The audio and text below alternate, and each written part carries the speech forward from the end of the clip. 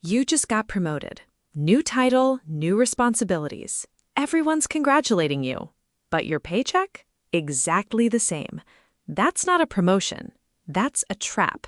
And right now, millions of women are sitting inside it, thinking they're moving up while their real compensation is quietly going down.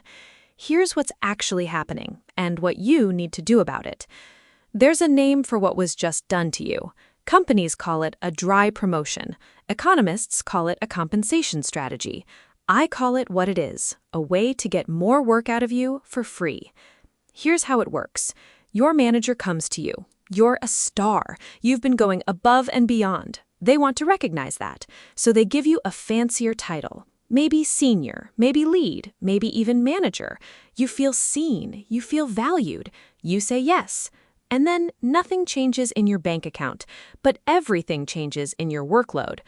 This isn't rare. A 2024 report from LinkedIn found that dry promotions have gone up significantly over the past 2 years.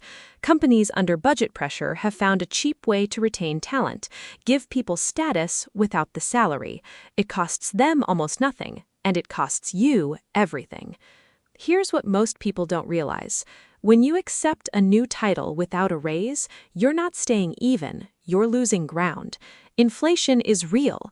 If your salary doesn't move, your buying power drops. In real terms, that promotion is a pay cut dressed up in a new email signature.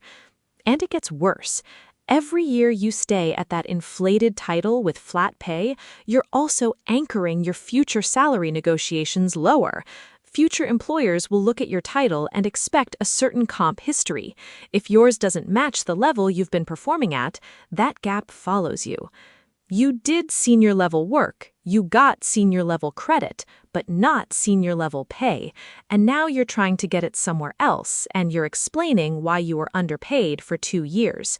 That's the real cost nobody talks about. So why do companies do this? Simple. It's cheaper than losing you and hiring someone new. The average cost to replace an employee is somewhere between 50 and 200% of their annual salary. That includes recruiting, onboarding, training, lost productivity. It adds up fast. So instead of replacing you, they give you a new title. They keep you engaged, they keep your loyalty, and they keep the budget flat.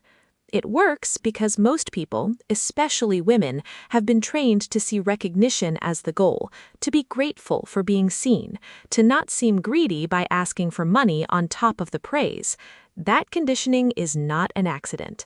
Here's your pattern interrupt. Stop treating the title like the prize. The title is not the prize. The money is the prize. The title is just what they use to distract you from asking for the money.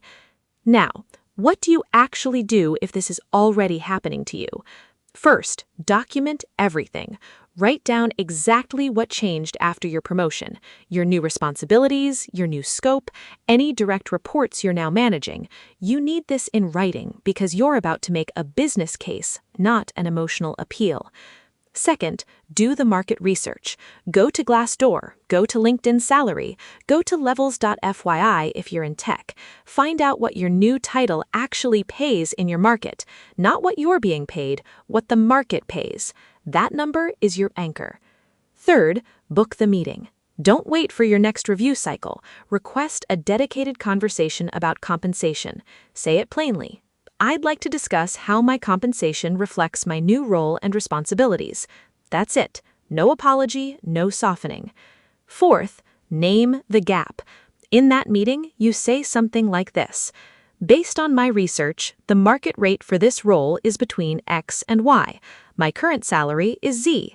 I'd like to talk about closing that gap. Then you stop talking. You let them respond. Most managers will say they need to check with HR. Fine.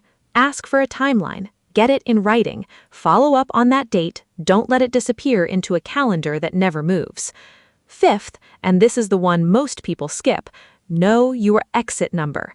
Before you walk into that meeting, you need to know the answer to this question.